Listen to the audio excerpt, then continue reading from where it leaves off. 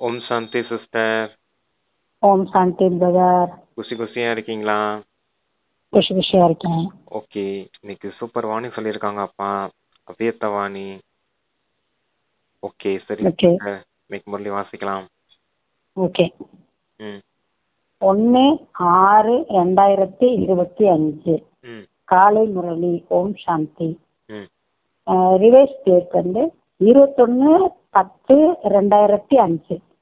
அவ்வியக்த பாப்தாதா.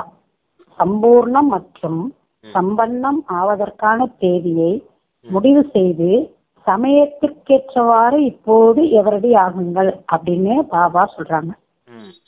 சம்பூரணம் மற்றும் சம்பர்ண நிலைக்கான தேதியை குறிங்க, சமயத்துக்கு ஏற்றவாறு எவரடி ஆகுங்க அப்படின்னு சொல்லியிருக்காங்க. Okay sister.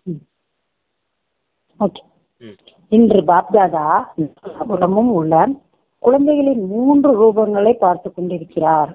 எப்படி பாபாவின் விசேஷமான 3 சம்பந்தங்கள் நினைவிருக்கிறதோ அது போல குழந்தைகளின் 3 ரூபங்களையும் பார்த்து மகிழ்ச்சி அடைந்து கொண்டிருக்கிறார். உங்கள் 3 ரூபங்களையும் அறிவீர்கள் இல்லையா? இச்சமயம் குழந்தைகள் அனைவரும் பிராமண ரூபத்தில் இருக்கிறீர்கள்.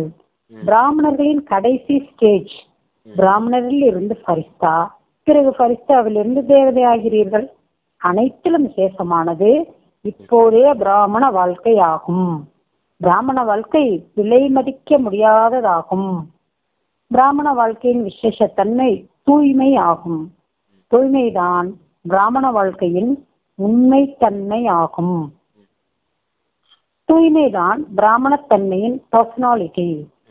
தூய்மைதான் சுகம் சாந்தியின் தாய். எவ்வளவு தூய்மை உள்ளதோ அவ்வளவு சுகம் மற்றும் சாந்தி வாழ்க்கையில் இயற்கையாக மற்றும் இயல்பாக இருக்கும். சொல்றீங்களா பிரதர்?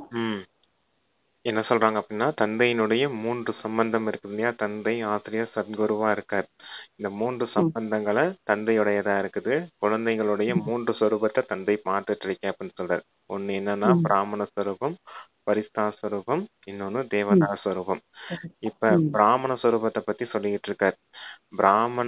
பிராமண வாழ்க்கை தான் மிகவும் விசேஷத்தன்மை நிறைந்த வாழ்க்கை. அதுதான் உண்மையான வாழ்க்கை, மிகவும் தூய்மையான வாழ்க்கை, தூய்மையின் பர்சனாலிட்டி கொண்ட வாழ்க்கை இந்த பிராமண வாழ்க்கை அப்படின்னா அந்த மகிமையை சொல்லிட்டு இருக்காரு. தூய்மை தான் சுகம் மற்றும் சாந்தியின் ஜனனியா இருக்குது. அப்ப இந்த பிராமண வாழ்க்கை மிகவும் மகத்துவம் வாய்ந்த வாழ்க்கை அப்படிங்கறத சொல்லிட்டு இருக்காங்க. ஓகே சிஸ்டர், சரி வாசிங்க. ஓகே. மேலும் தூய்மையான ஆத்மாக்களின் லட்சியம் பிராமணிலிருந்து தேவதை அல்ல, ஆனால் முதலில் ஃபரிஷ்தா ஆவதாகும். ஃபரிஷ்தாவில் இருந்து தேவதை ஆக, பிராமணரிலிருந்து ஃபரிஷ்தா, ஃபரிஷ்தாவிலிருந்து தேவதை. இந்த 3 ரூபங்களையும் பாபா குழந்தைகள் அனைவரிடமும் பார்த்து கொண்டிருக்கிறார். உங்கள் அனைவருக்கும் உங்கள் 3 ரூபங்களும் முன்னால் வந்துவிட்டனவா? பிராமணராகவோ ஆகிவிட்டீர்கள். இப்போது ஃபரிஸ்தா ஆக வேண்டும் என்பது லட்சியம். இதுதான் லட்சியம் இல்லையா? ஃபரிஸ்தா ஆகத்தான் வேண்டும். சோதித்து பாருங்கள். ஃபரிஸ்தா நிலையின் விசேஷ தன்மைகள் வாழ்க்கையில் எந்த அளவு காணப்படுகின்றன? ஃபரிஸ்தா என்றால் அவருக்கு பழைய உலகம் மற்றும் பழைய சமஸ்காரங்களோடு எந்த ஒரு தொடர்பும் கிடையாது. ஃபரிஸ்தா என்றால் பிரச்சனையின் போது மட்டும் டபுள் லைட் என்பதில்லை. ஆனால் சதா மனம், சொல், சம்பந்தம், தொடர்பில் டபுள் லைட். லேசான தன்மை, லேசான பொருள் பிடித்திருக்கிறதா அல்லது அதிக எடையுள்ள பொருள் நன்றாக உள்ளதா? எது பிடித்திருக்கிறது? லேசான பொருள் பிடித்திருக்கிறது இல்லையா? ஃபரிஸ்தா என்றால் அனைவருக்கும், கொஞ்சம் பேருக்கு மட்டுமில்லை, அனைவருக்கும் அன்பாகவும் விலகியும் இருப்பவர். வெறுமனே அன்பாக மட்டுமில்லை, எவ்வளவு அன்போ அவ்வளவு விலகிய நிலை. ஃபரிஸ்தாவின் அடையாளம் அவர் அனைவருக்கும் பிரியமானவராக இருப்பார். யாரெல்லாம் பார்க்கிறார்களோ, யாரெல்லாம் சந்திக்கிறார்களோ, யாரெல்லாம் சம்பந்தத்தில் வருகிறார்களோ, தொடர்பில் வருகிறார்களோ அவர்கள் அனுபவம் செய்வார்கள். இவர்கள் என்னுடையவர். அனுபவம் செய்கிறார்கள் இல்லையா அப்படின்னு சொல்லி கேட்கிறாங்க பாபா. ஃபர்ஸ்ட் அந்த பிராமண ஸ்வரூபத்தை பத்தி சொன்னாரு. பிராமண வாழ்க்கை தான் தூய்மையான வாழ்க்கை அப்படின்னு. தூய்மையான ஆத்மாக்கள் பிராமணன்ல இருந்து தேவதை ஆக முடியாது. அப்ப பிராமணன்ல இருந்து பரிஸ்தா ஆகணும், பரிஸ்தாவுக்கு அப்புறம் தான் தேவதை ஆக முடியும் அப்படின்னு சொல்றாரு. இப்ப பரிஸ்தா தன்மையின் அடையாளம் எப்படிப்பட்டதாக இருக்கும் அப்படின்னு சொல்றாரு. பரிஸ்தானா அவங்க எப்படி இருப்பாங்க அப்படின்னா, இந்த பழைய உலகத்துல இருந்தும் இந்த பழைய சம்ஸ்காரத்துல இருந்தும் விடுபட்டவர்களா இருப்பாங்க அப்படின்னு சொல்றாரு. எப்பவுமே டபுள் லைட் ஸ்திதியில இருப்பாங்க. எண்ணம், சொல், செயல், சம்பந்தம், தொடர்புல எல்லாத்துலயுமே டபுள் லைட்டா இருப்பாங்க அப்படின்னு சொல்றார். எப்பவும் அன்பானவர்களா விலகியவர்களா இருப்பாங்க அப்படின்னு சொல்றார். தந்தைக்கு அன்பானவர்களா இருப்பாங்க. மற்ற இந்த பழைய உலகத்தின் விஷயங்கள்ல இருந்து விலகி இருப்பாங்க. தேகத்திலிருந்தும் தேகத்தின் உறவுகள்ல இருந்தும் தேக பொருட்கள்ல இருந்தும் தேக உலகாய விஷயங்கள்ல இருந்தும், அதாவது பழைய உலகத்துல இருந்தும் மொத்தமாவே விடுபட்டவர்களா இருப்பாங்க. அதான் அன்பாகவும் இருப்பாங்க, விலகியவர்களாகவும் இருப்பாங்க. இதுல இருந்து தேகத்தின் விஷயங்கள் வந்து விலகி இருப்பாங்க.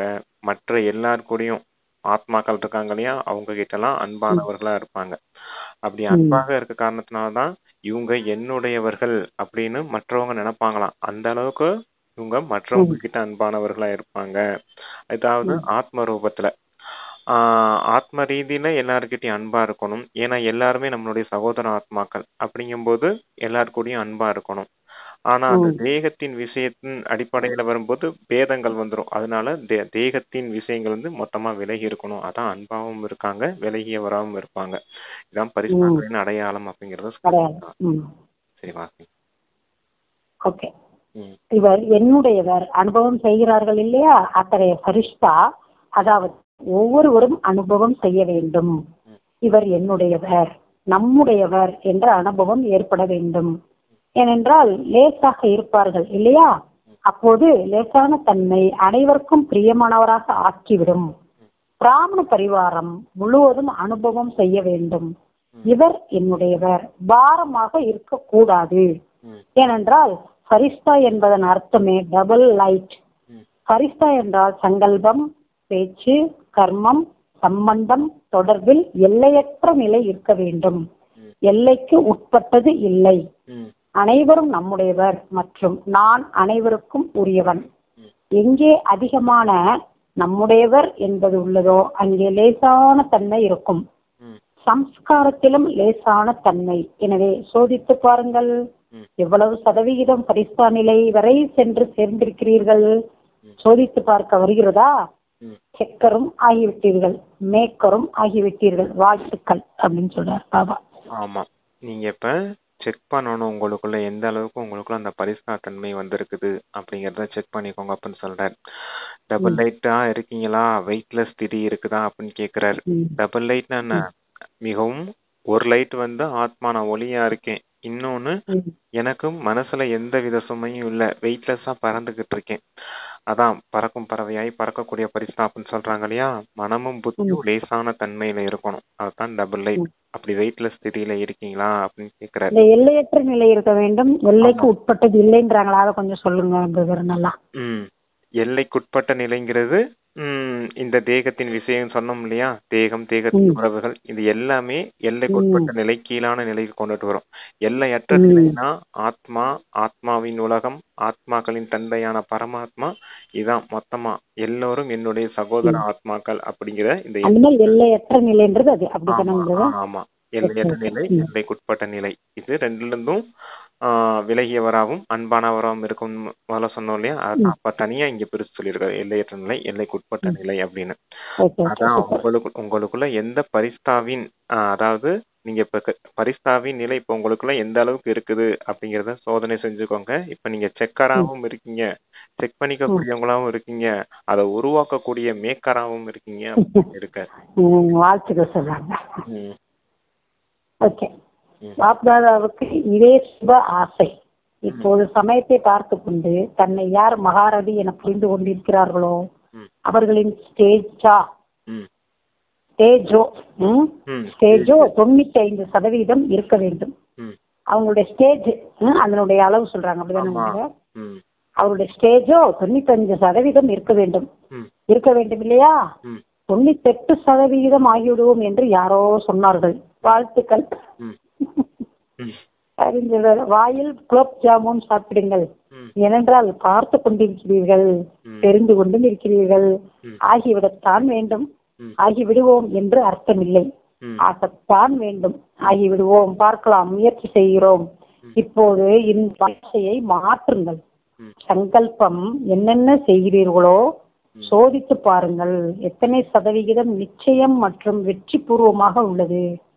என்னென்ன சங்கல்பத்தில் வந்ததோ, என்னென்ன பேச்சில் வந்ததோ, என்னென்ன சம்பந்தம் தொடர்பில் நடந்ததோ அப்படி இல்லை. விஐபி யாரெல்லாம் இருக்கிறார்களோ அவர்களுக்கு செக்கிங் எவ்வளவு நடக்கிறது தெரியும் இல்லையா? ஒவ்வொரு பொருளும் முதலில் சோதிக்கப்படுகிறது, பிறகுதான் அடுத்த அடி எடுத்து வைக்கிறார்கள். ஆக இப்போது 2 மணி 4 மணிக்கு பிறகு செக்கிங் நடக்காது. முதலில் செக்கிங், பிறகு அடி எடுத்து வைப்பார்கள். ஆமா, சுபவாசி இருக்குது பாபாவுக்கு. அதாவது மகாரதி யாரெல்லாம் இருக்காங்களோ அவங்க எல்லாம் 95% ஆயிருக்கணும். அந்த அளவுக்கு அவங்க ஸ்டேட் 95% வந்திருக்கணும். அப்படி ஆயிருக்கான்னு கேக்குறாங்க. அப்படின்னும் போது ஒருத்தவங்க சொல்லியிருக்காங்க 98% ஆகும் பாபா அப்படின்னு சொல்லியிருக்காங்க. அதுக்குதான் 98% ஆக போறீங்களா, அப்போ உங்க வாயில குலாப் ஜாமுன், உங்க வாயில இனிப்பு கொடுக்கப்படும் அப்படின்னு சொல்லியிருக்காரு. அப்ப திட சங்கல்பம் இருக்கணும் உங்களுக்கு அப்படின்னு சொல்லியிருக்காரு. அதாவது நிச்சயம் இருக்கணும். ஒவ்வொரு எண்ணத்திலையும், சொல்லலையும், செயல்லையும், சம்பந்தம் தொடர்புலையும் வெற்றி அடைகிற அளவுக்கு திட நிச்சயம், திட சங்கல்பம் இருக்கணும். ஆமா, அதான் திடமான சங்கல்பம் இருந்துச்சுன்னா நீங்க வெற்றி அடைவீங்க அப்படின்னு சொல்லியிருக்காங்க. அந்த அளவுக்கு இருக்கீங்களா அப்படின்றதையும் கேக்குறாரு. சரி,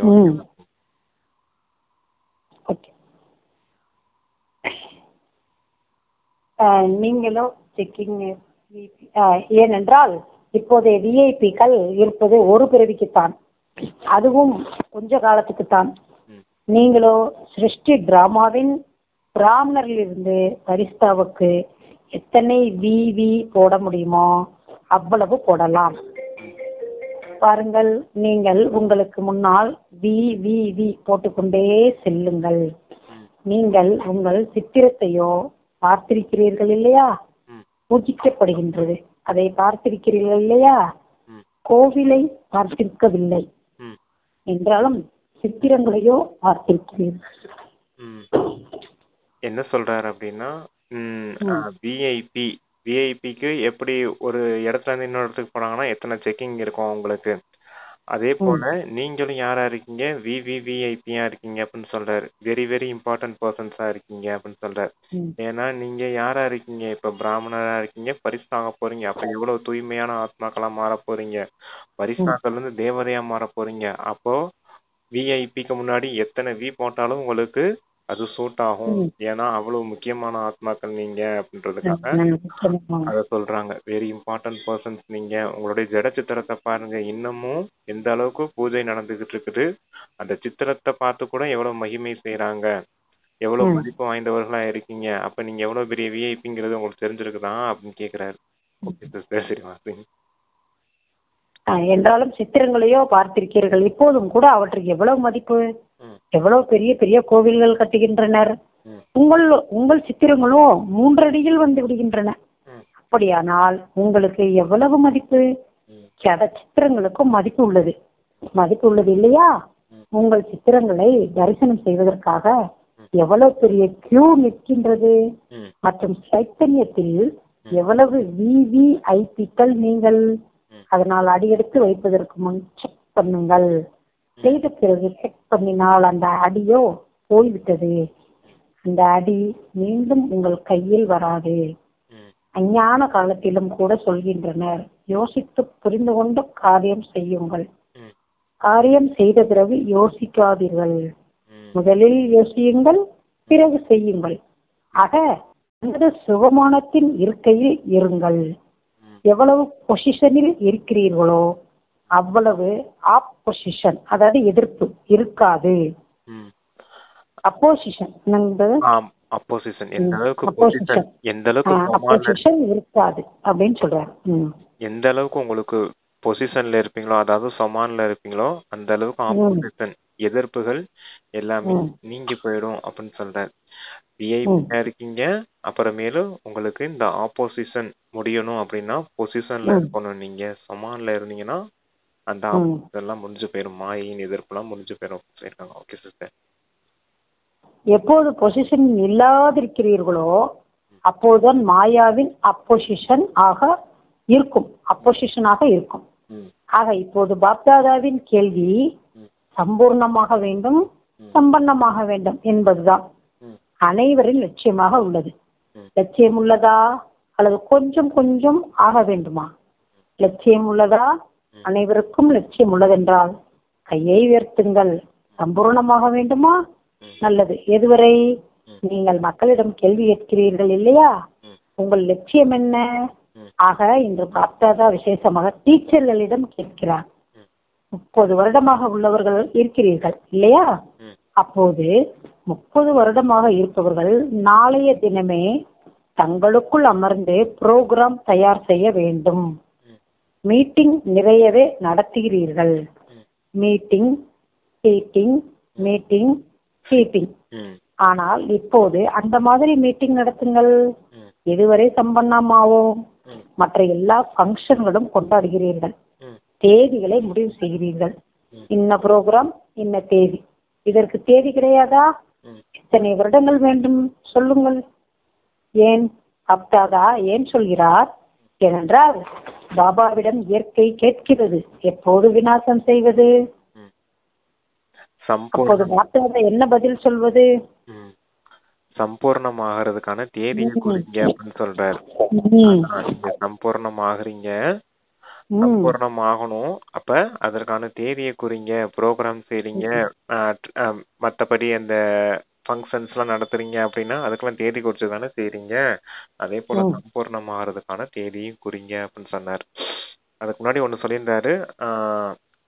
ஓகே, சரி, வாசிங்க. பாப்தாதா என்ன பதில் சொல்வது?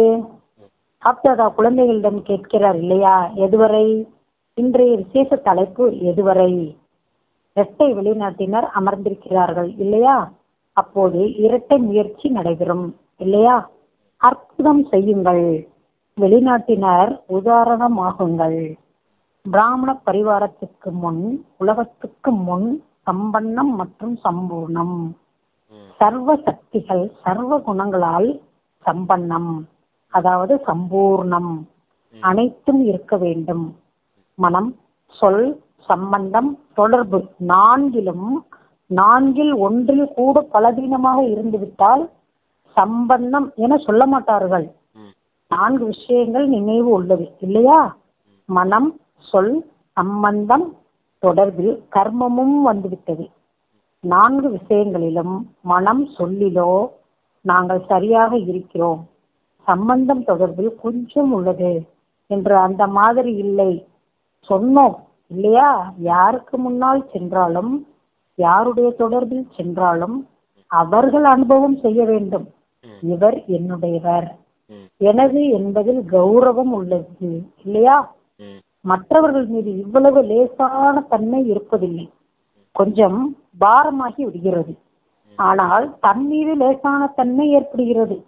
ஆக அனைத்தையும் விட லேசான தன்மை வெறுமனே தனது மண்டலத்தில் லேசான என்று அந்த மாதிரி இல்லை. தனது மண்டலத்தில் லேசான தன்மை, தனது சென்டரில் மட்டும் லேசான தன்மை உள்ளது என்றால் உலக ராஜனாக எப்படி ஆவீர்கள்? விஸ்வ கல்யாணக்காரியாகவும் ஆக முடியாது, விஸ்வராஜனாகவும் ஆக முடியாது. சிம்மாசனத்தில் அமர்ந்தால்தான் ராஜன் என்பதில்லை. ராஜதானியில், ராஜ குடும்பத்தில் கூட ராஜ்யத்தின் ராஜ அதிகாரம் உள்ளது. ஆக என்ன செய்வீர்கள்? எதுவரை என்பதற்கான பதில் தருவீர்கள் இல்லையா? மீட்டிங் நடத்துவீர்களா? மீட்டிங் நடத்தி முடிவு ஃபைனல் செய்யுங்கள். சரியா? நல்லது அப்படின்னு சொல்றாங்க. ஆமா, டபுள் ஃபாரினர்ஸ் இருக்கீங்கன்னா டபுள் முயற்சி செய்வீங்க தானே. உங்களுடைய எண்ணம், சொல், சம்பந்தம் தொடர்புல எந்த ஒரு பலகீனமும் இருக்கக்கூடாது. ஏதாவது பலகீனம் இருந்துச்சுனாலும் அதை முழுமையான சம்பன்ன நிலை அப்படின்னு சொல்ல முடியாது, சம்பூர்ண நிலைன்னு சொல்ல முடியாது. அப்ப எண்ணம், சொல், செயல், சம்பந்தம் தொடர்புல அந்த வந்துருச்சு இல்லையா, அந்த கர்மாவை கூட வந்துருச்சு இல்லையா. எண்ணமும் சொல்லும் நல்லா இருக்கு, சம்பந்தம் தொடர்புல சரியில்லை அப்படிலாம் சொல்லக்கூடாது. எல்லாத்துலயும் நிலை வேணும் அப்படின்னு சொல்றாரு. இப்பெல்லாம் முழுமையாக இருந்தாதான் உங்களால சம்பன்ன நிலையை அடைய முடியும் அப்படின்னு சொன்னார். இயற்கையும் கூட காத்துக்கிட்டு இருக்குது விநாசம் எப்ப செய்யலாம் அப்படின்னு. அதுவும் கூட படைப்பவராகிய உங்களுடைய கட்டளைக்காக காத்துட்டு இருக்கு. நீங்க சம்பூர்ண நிலையை அடைஞ்சிட்டீங்கன்னா அதுக்கும் கட்டளை கொடுத்துடலாம், அப்ப அது விநாசம் செய்திடும் இல்லையா? அதுக்காக அப்ப சொல்றாரு, நீங்க வேகமா தயாராகுங்க, சீக்கிரம் சம்பூர்ணம் ஆகிறதுக்கான தேதியை குறிங்க அப்படின்னு சொல்றாரு. இந்த மண்டலத்துக்கு மட்டும் நான் இன்சார்ஜ் அப்படின்னா இந்த மண்டலத்துக்கு மட்டும் நான் செய்வேன், அந்த சென்டருக்கு மட்டும் நான் இன்சார்ஜா இருக்கேன், அந்த சென்டருக்கு மட்டும் நான் செய்வேன் அப்படின்னு எல்லைக்குட்பட்ட விஷயத்துக்குள்ள வந்துடக்கூடாது, எல்லையற்ற விஷயத்துல இருக்கணும். நீங்க விஸ்வ கல்யாணக்காரி, ஒரு சென்டர் மட்டும் அதிகாரி கிடையாது, நீங்க விஸ்வ கல்யாணம், நீங்க உலகத்துக்கே அதிகாரி, விஸ்வராஜ்ய அதிகாரி. குறுகிய அந்த சென்டருக்கு இன்சார்ஜ் அந்தன்னு எல்லைக்குட்பட்ட விஷயத்துல போயிடாதீங்க, எல்லையற்ற விஷயத்துக்கு வாங்க அப்படின்னு சொல்றாரு. நீங்க முழு உலகத்துக்கும் சேவை செய்யறதுக்காக நிமித்தமாயிருக்கீங்க, அதை புரிஞ்சுக்கோங்க அப்படிங்கறத சொல்றாரு. இந்த மாதிரி இருந்தீங்கன்னா சீக்கிரம் உங்களால சம்பூர்ண நிலையை அடைய முடியும் அப்படிங்கிறார். எல்லைக்குட்பட்ட விஷயத்துல இருந்து எல்லையற்ற விஷயத்துக்கு வந்துருங்க அப்படிங்கிறதுக்காக அதை சொல்றாங்க. Okay sister. அனைவரும் நன்றாக இருக்கிறீர்களா? செய்தே ஆக வேண்டும், ஆகித்தான் தீர வேண்டும் என்ற ஆர்வம் இருக்கிறதா? பாப்தாதா ஊக்கம் உற்சாகம் தருகிறார். மாயா பார்க்கிறது, ஊக்கம் உற்சாகத்தில் இருந்தால் ஏதேனும் இடைஞ்சல் செய்து விடுகிறது. ஏனென்றால் அதற்கும் இப்போது கடைசி காலம் நெருங்கி விட்டது இல்லையா? எனவே அதுவும் தன்னிடம் சஸ்திரங்கள் எல்லாம் என்னவெல்லாம் உள்ளனவோ அவற்றை பயன்படுத்துகிறது மற்றும் அந்த மாதிரி பாலனை செய்கிறது. இது மாயாவின் பாலனை என்று புரிந்து கொள்ள முடிவதில்லை. மாயாவின் வழியா பாபாவின் வழியா அதில் கலப்படம் செய்து விடுகின்றது. பரிஸ்தா நிலையில் அல்லது புருஷார்த்தத்தில் என்ன தடை ஏற்படுகிறதோ அதற்கு 2 வார்த்தைகள் தான் உள்ளன. அவை பொதுவான வார்த்தைகள், கஷ்டமானதும் இல்லை, மேலும் அனைவரும் அநேக தடவை பயன்படுத்தவும் செய்கின்றனர். அவை என்ன? நான் மற்றும் எனது. பாப்தாதா இதற்கு முன்பும் சொல்லி இருக்கிறார், மிகவும் சகஜமான விதி. இதில் நான் மற்றும் எனது என்பதை மாற்றுவதற்கானது. நினைவுள்ளதா? பாருங்கள், எப்போது நீங்கள் நான் என்ற சொல்லை சொல்கிறீர்கள் இல்லையா, அப்போது முன்னால் வர வேண்டியது நான் ஆத்மாவாகவே இருக்கிறேன். நான் என்ற சொல்லை சொல்லுங்கள். முன்னால் ஆத்மா ரூபத்தை கொண்டு வாருங்கள். நான் என்ற சொல்லை சும்மா அப்படியே சொல்லிவிடாதீர்கள். நான் ஆத்மா, இதை இயற்கையாக ஸ்மிருதியில் கொண்டு வாருங்கள். நான் என்ற சொல்லுக்கு பின்னால் ஆத்மாவை உணர்வில் வையுங்கள். நான் ஆத்மா. எப்போது ஆத்மா என்ற சொல்லை சொல்கிறீர்களோ அப்போது முதலில் சொல்லுங்கள், மேரா, என்னுடைய பாபா, என்னுடைய கைக்குட்டை, என்னுடைய சேலை, என்னுடைய இன்னது. ஆனால் முதலில் மேரா பாபா, என்னுடைய என்ற சொல்லை சொன்னதுமே பாபா முன்னால் வந்து விட்டார். நான் என்ற சொல்லை சொன்னதும் ஆத்மா முன்னால் வந்துவிட்டது. இதை நேச்சர் மற்றும் நேச்சுரல் ஆக்குங்கள். சுலபம் தானே, அது கஷ்டமா அப்படின்னு கேக்குறேன். என்ன சொல்றாங்க அப்படின்னா, இதுவும் கூட ஒரு எல்லைக்குட்பட்ட விஷயத்தை தான் சொல்றாரு. நீங்க ஊக்க உற்சாகத்துல இருக்கிறதுக்கான முயற்சி செய்றீங்க, பாப்தாதான் அதையும் கூட செய்யறார். உங்களுக்கு ஊக்கம் உற்சாகத்தை பாபா கொடுக்கறாரு, ஆனா உங்க ஊக்க உற்சாகத்தை கெடுக்கக்கூடிய காரியத்தை மாயை செய்யுது அப்படின்னு சொல்றாரு. இப்போ உங்க சுய முயற்சியிலையும் தீவிர வேகத்துல போகணும் அப்படின்னா இந்த எல்லைக்குட்பட்ட விஷயத்திலிருந்து விடுபட்டு மறுபடியும் எல்லையற்ற விஷயத்துக்கு வாங்க அப்படிங்கறது சொல்றாரு. அந்த எல்லைக்குட்பட்ட விஷயம் எதுல இருக்குது அப்படின்னா இந்த நான் எனதுல இருக்குது அப்படிங்கறத சொல்றேன். நான் தேகம், எனது என்னுடைய தேகத்தின் உறவுகள், இந்த பொருட்கள் என்னுடையது அப்படின்னு இந்த விஷயத்தை பிடிச்சு வச்சிருக்கோம் பாத்தீங்களா, இதுவும் கூட எல்லைக்குட்பட்ட விஷயம். எது? தேகத்தின் சார்ந்த நான் எனது ஃபுல்லாமே எல்லைக்குட்பட்ட விஷயம். இதுல இருந்து விடுபட்டு எல்லையற்ற விஷயத்துக்கு வாங்க அப்படின்னு சொல்றாரு. இது என்ன எல்லையற்ற விஷயம்னா, நான் தேகம்னு புரிஞ்சத நான் ஆத்மா அப்படின்னு வச்சுக்கோங்க அப்படின்னு சொல்றாரு. எனது, இந்த தேகத்தின் உறவுகள் என்னுடையவர்கள், இந்த கர்ச்சீஃபு இந்த சேலை என்னது, இப்படி எல்லைக்குட்பட்ட விஷயத்தை பிடிச்சிருந்தோம் இல்லையா, எனது அப்படிங்கிறது பரமாத்மா அப்படின்னு வச்சுக்கோங்க. நான் ஆத்மா, என்னுடையவர் பரமாத்மா. பரமாத்மா கிட்ட இருந்து எனக்கு என்ன பொக்கிஷம் கிடைச்சிருக்குது, எத்தனை சதர்மம் கிடைச்சிருக்குது, எத்தனை சமானம் கிடைச்சிருக்குது, அந்த பொருட்கள்லாம், அந்த குணங்கள் என்ன கிடைச்சிருக்கு தந்தை கிட்ட இருந்து நமக்கு, அந்த சக்திகள் என்ன கிடைச்சிருக்குது, அதெல்லாம் நம்முடைய இது அப்படின்ற எல்லைக்குட்பட்ட விஷயத்துல இருந்து இந்த எல்லையற்ற விஷயத்துக்கு வாங்க அப்படிங்கிறத சொல்றது. அப்ப நான் எனதுங்கிறதுலயும் எல்லைக்குட்பட்ட விஷயம் இருக்குது, எல்லையற்ற விஷயம் இருக்குதுன்னு புரிஞ்சுக்கோங்க. ஓகே சார், சரிவா? நான் ஆத்மா என்பதை அறிந்திருக்கவே செய்கிறீர்கள். அந்த நேரத்தில் மட்டும் ஏற்றுக்கொள்வதில்லை. அறிந்து கொள்வது 100%, ஏற்றுக்கொள்வது சதவீதத்தில் குறைவாக உள்ளது. எப்போது தேக உணர்வு இயல்பானதாகிவிட்டதோ நினைவு செய்ய வேண்டியுள்ளதா என்ன, நான் சரீரம் என்று. அது இயல்பாக ஆகிவிட்டது இல்லையா? ஆக நான் என்ற சொல் வாய்க்கு முன்பாக சங்கல்பத்தில் வருகிறது இல்லையா? எனவே சங்கல்பத்திலும் கூட நான் என்ற சொல் வறுமையானால் உடனே ஆத்மா சொரூபம் முன்னால் வர வேண்டும். இந்த அபியாசம் செய்வது சுலபம் இல்லையா? நான் என்ற சொல்லை மட்டும் சொன்னால் போதாது, ஆத்மாவோடு சேர்த்து சொல்ல வேண்டும். பக்கா ஆகிவிடும். எப்படி சரீரத்தின் பெயர் பக்காவாக உள்ளது இல்லையா?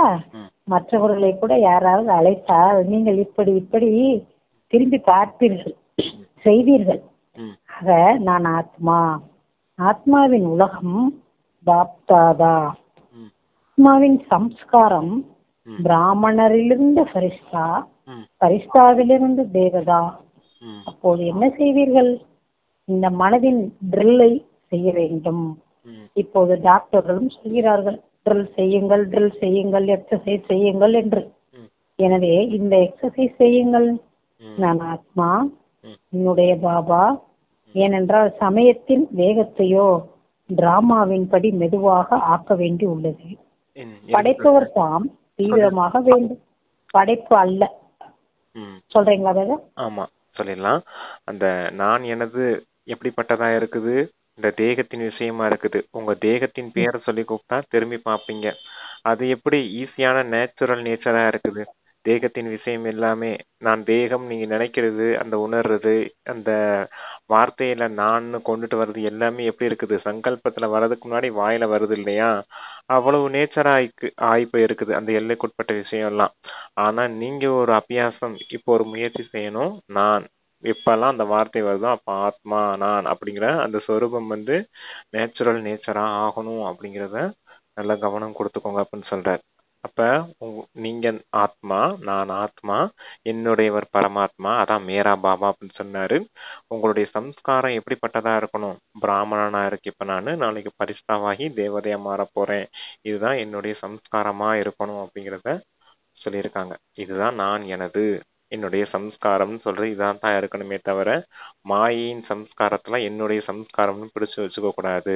என்னுடைய சுபாவமே எப்படிதாங்க, என்னுடைய சம்ஸ்காரமே இப்படித்தாங்க, நான் இப்படித்தான் கோவப்படுறேங்க, என்னன்னே தெரியலையே, என்னுடைய சுபாவம் இப்படித்தான் இருக்குது அப்படிலாம் சொல்லிக்கிட்டு இருக்க கூடாது. உங்களுடைய சம்ஸ்காரம் எப்படிப்பட்டதா இருக்கணும்? பிராமணன்ல இருந்து பரிசாகணும், பரிசால இருந்து தேவதையாகணும். அப்படிப்பட்ட சம்ஸ்காரம் கொண்ட ஆத்மா நான் அப்படிங்கிற அந்த சொமான்ல தான் இருக்கணும் அப்படின்னு சொல்றாங்க.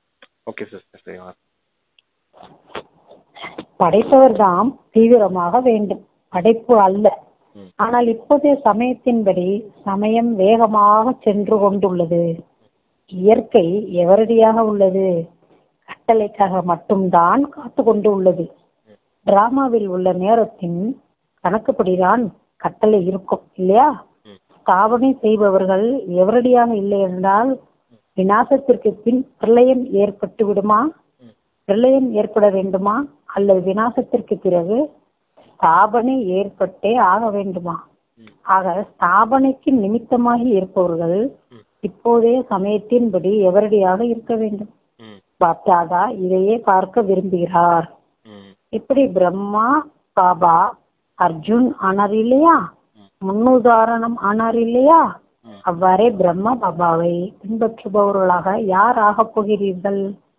சுயத்தையும் பாருங்கள், சமயத்தையும் பாருங்கள். பாப்தாதா இதற்கு முன்பும் சொல்லியிருக்கிறார். நிகழ்காலத்தில் பிராமணரில் இருந்து ஃபரிஸ்தா ஆகக்கூடிய ஆத்துமாக்கள் நீங்கள் அனைவரும் நிமித்த உணர்வு, பணிவு உணர்வு, இந்த இரண்டு சொற்களையும் அடிக்கோடிட வேண்டும். இதில் வேக உணர்வின் நான் என்பது முடிந்து போய்விடும், எனது என்பதும் முடிந்து போய்விடும். நிமித்தமாக இருக்கிறேன் மற்றும் பணிவு சுபாவம், எவ்வளவு பணிவாக இருக்கிறீர்களோ அவ்வளவு மதிப்பு கிடைக்கும். ஏனென்றால் யார் பணிவாக இருக்கிறார்களோ அவர்கள் அனைவருக்கும் பிரியமானவராக ஆகிவிடுவார்கள். மேலும் எப்போது பிரியமானவராக ஆகிவிடுகிறார்களோ மரியாதையும் தானாகவே கிடைக்கும். அகம் நிமித்தம் மற்றும் பணிவு உணர்வு மற்றும் பாவனை, சுப பாவனை, பாவ் மற்றும் பாவனை என இரண்டு பொருள்கள் உள்ளன. ஆக நிமித்தம் மற்றும் பணிவுடன் கூடிய இயல்பு மற்றும் பாவனை ஒவ்வொருவருக்காகவும் சுப பாவனை சுப விருப்பம். ஒருவர் எப்படிப்பட்டவராக இருந்தாலும் உங்களுடைய நிமித்த பணிவு உணர்வு மற்றும் சுப பாவனை வாயு மண்டலத்தை அந்த மாதிரி உருவாக்கும். பிரம்மா பாபாவுக்கு இப்ப நீங்க பிரம்மா பாபாவுக்கு சமமாகணும்ன்ற முயற்சி செஞ்சுட்டு இருக்கீங்க. உங்களுக்கு ஸ்ரீமதி ஃபாலோ பிரம்மா பாபா தான். அப்ப பிரம்மா பாபா என்ன காரியம் செய்தார் அப்படிங்கறத வரிசையா சொல்லிட்டு இருக்காங்க. அப்ப இயற்கையின் கூட காத்துக்கிட்டு இருக்குது உங்களுடைய கட்டளைக்காக. படைப்பவராகிய நீங்க இப்ப தயாராகணும். நீங்க தயாராகி கட்டளை கொடுத்தீங்கன்னா அது விநாசத்திற்கான காரியம் செய்ய ஆரம்பிச்சிடும் அப்படின்னு சொல்லியிருக்காரு. அப்ப உங்களுடைய அந்த சுபாவம் எப்படி இருக்கணும், உங்களுடைய சம்ஸ்காரம் எப்படிப்பட்டதா இருக்கணும் அப்படிங்கறதெல்லாம் பிரம்மா பாபாவை உதாரணமா சொல்றாரு. அவர் எப்படி இருந்தாரோ அதே போல நீங்களும் அவரை ஃபாலோ பண்ணி நடக்கணும் அப்படிங்கிறதுக்காக சொல்றாங்க. சுபபாவனை வச்சாரு, சுபபாவனை வச்சு மற்றவர்களை எல்லாம் மாத்தினாரு. உங்களுடைய சுபாவம் எப்படிப்பட்டதா இருக்கணும், சுயத்தின் பாவம் எப்படிப்பட்டதா இருக்கணும் அப்படிங்கறத சொல்றாரு. எப்பவுமே அது நிமித்த உணர்வு பணிவுத்தன்மை நிரம்பியதா இருக்கணும் அப்படின்னு சொல்றாரு. இந்த நிமித்த உணர்வு பணிவுத்தன்மை இருக்கிற இடத்துல இந்த தேகத்தின் நான் எனது முடிஞ்சு போயிடும் அப்படின்னு சொல்றாரு. தேக உணர்வே மொத்தமா இல்லாம போயிடும். எப்படி இருக்கும்போது நான் ட்ரஸ்டி, நான் கருவிதான், செய்பவர் செய்விப்பவர் பாபா தான் அப்படின்னும் போதுதான் அந்த பணிவுத்தன்மை வரும் அப்படிங்கிறது சொல்றாரு. எங்க நிமித்த பாவம் இருக்குமோ உங்க பணிவுத்தன்மை இருக்கும் அப்படின்னு பாபா சொல்றாரு. இப்படித்தான் பிரம்மா பாபா இருந்தாரு. அப்புறம் ஃபாலோ பண்ணி நடங்க. யார் பணிவா இருக்காங்களோ அவங்களத்தான் எல்லோருக்கும் ரொம்ப பிடிக்கும் அப்படின்றத சொல்றாரு. அனைவருக்கும் பிரியமானவர்களாக அன்பானவர்களாக இருப்பாங்க அப்படிங்கறத சொல்லியிருக்காங்க. அதனால் முன்னால் இருப்பவரும் வைப்ரேஷன் மூலம் மாறிவிடுவார்.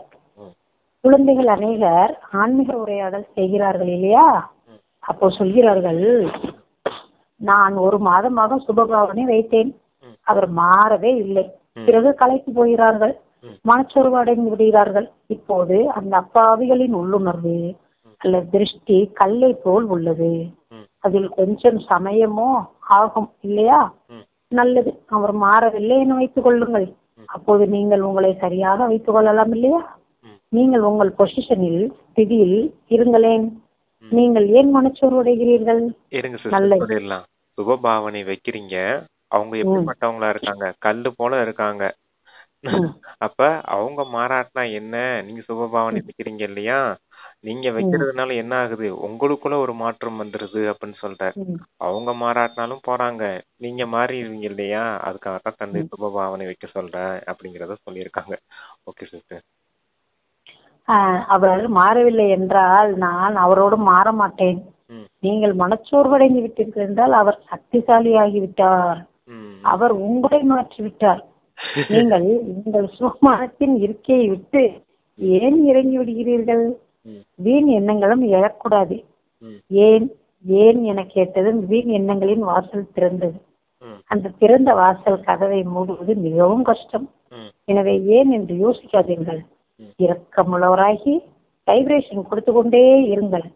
நீங்கள் உங்கள் இருக்கையை விட்டு இறங்கி ஏன் மனச்சோர்வடைகிறீர்கள்? நினைவு வைப்பீர்கள் இல்லையா? பொசிஷனில் இருந்து கீழே வராதீர்கள்.